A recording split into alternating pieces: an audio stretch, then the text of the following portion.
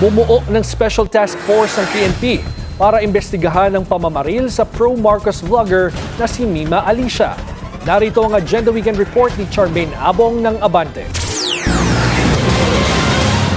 May dalawa ng posibleng suspect na tinitignan ng Northern Police District o NPD kaugnay sa pamamaslang sa political vlogger na si Alicia Lipata o mas kilala bilang si Mima Alicia. Ayon kay NPD District Director Police Brigadier General Benliner Capili, bumuo na ng Special Investigation Task Force MIMI para imbestigahan ang pamamaslang.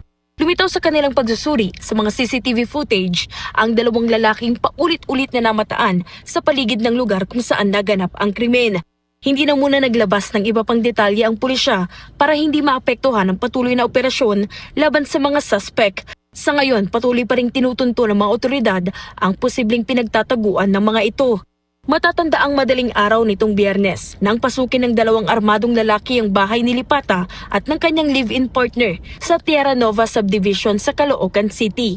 Tinangkapang tumakas ng biktima pero binaril sa ulo si Lipata ng kanyang ikinamatay. Sugatan naman ang kanyang live-in partner matapos tamaan sa katawan at kasalukuyang nagpapagaling sa ospital. Kabilang sa mga tinitignang anggulo ng investigasyon ang pagiging vlogger ni Lipata at ilang posibleng personal na issue.